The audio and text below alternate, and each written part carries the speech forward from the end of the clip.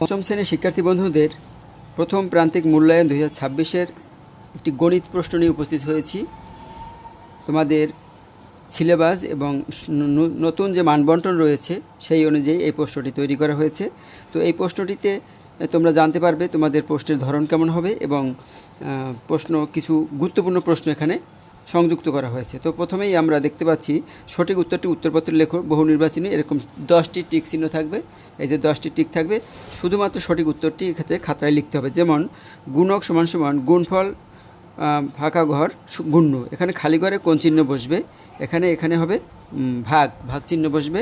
তো এখানে আমরা কি করব, 1 নম্বরে ক দিয়ে শুধু এই ভাগ চিহ্নটা লিখবো, আর কিছু দরকার নেই। 2 নম্বরে এতটি আম 15 জনের মধ্যে সমানভাবে ভাগ করে দিলে কয়টি আম অবশিষ্ট থাকবে, অর্থাৎ 15 দিয়ে 334কে ভাগ করলে 4 অবশিষ্ট থাকবে। ক উত্তর 40, 70, 75-এর গসাগু কত? 5। এই 3টে গসাগু করলে যা হবে। নিম্নের গাণিতিক বাক্যটি খালি ঘরের নিচের কোন সংখ্যাটি বসালে বাক্যটি সঠিক হবে। এক্ষেত্রে দেখো 40 আর 15 যোগ করলে হয় 55, আর এখানে আছে 65, আর বিয়োগের পর এখানে তাহলে 55 করতে গেলে কী করতে হয়, 10 বিয়োগ করতে হয়। এইখানে এই 10 হবে, ফাঁকা ঘরে 10 বসালে এপাশেও 55 এপাশেও 55 হয়ে যাবে। এভাবে কিন্তু তোমাদেরও আসতে পারে, সংখ্যা চেঞ্জ করে আসতে পারে, এইভাবে করতে হবে। 5 নম্বরে এই যে একক, দশক, শতক, সহস্র 9,999-কে 425 দেওয়ার ক্ষেত্রে কোনটি সঠিক। তাই এই 10,000 বিয়োগ 1 তার মানে 9,999 গুণ এত, এই একই কথা। তারপর 6 নম্বরে নিচের কোনটি 18-এর গুণনীয়ক 6, কারণ 6কে 18 দিয়ে ভাগ করা যায়, অন্য কোনো দিয়ে ভাগ করা যায় না, তাহলে সেটাই গুণনীয়ক। 2টি সংখ্যা 12 এবং 15, এদের গসাগু লসাগু কত, অর্থাৎ 12 এবং 15-এর গসাগু হলো 3, আর 12 এবং 15-এর লসাগু হলো 60। তা 3 গুণ 60 তার মানে 3 ছক 18, 180। নিঃশেষে বিভাজ্যের ক্ষেত্রে কোনটি থাকে না, ভাগশেষ থাকে না। তারপরে দেখো 9 নম্বরে 72 ভাগ ক 9 হলে এখানে কয়ের মান কত, অর্থাৎ 9 দিয়ে 72কে ভাগ করতে হবে। 8 নং 72 অর্থাৎ 8 হবে উত্তর। এই যে 10 নম্বরে এতকে 100 দ্বারা ভাগ করলে ভাগশেষ হবে, এখানে 100 দিয়ে ভাগ করলে ভাগশেষ হবে 25। এই যে শেষের 2 সংখ্যা, এটাই ভাগশেষ হবে। তারপরে দেখো 2 নম্বরে রয়েছে সঠিক শব্দ দিয়ে শূন্যস্থান পূরণ, এরকম 5টি তোমাদেরও থাকবে 10 মার্কের। এখানে আছে 11-এর গুণনীয়ক কত, 1 এবং 11। তারপরে দেয়ার সংখ্যার সাথে 3 যোগ করলে যোগফল 7 এবং 8 দ্বারা বিভাজ্য, অর্থাৎ 7 আর 8-এর লসাগু কত হয়, 7 আর 8 56, 56 থেকে এই 3 বিয়োগ করতে হবে। এখানে যেহেতু যোগ করার কথা বলেছে 3 বিয়োগ করতে হবে, তাহলে থাকে কত, 53, উত্তর হবে 53। ভাজকের 10 গুণ, ভাজক হাফ হলে ভাজ্য কত, 10। পিতার বয়স কন্যার বয়সে 3 গুণ, কন্যার বয়স 16 বছর হলে তাদের বয়সের সমষ্টি কত, অর্থাৎ 16 বছর 3 গুণ দিয়ে গুণ করলে 48, 48-এর সাথে 16 যোগ করলে হয় কত, 64 বছর।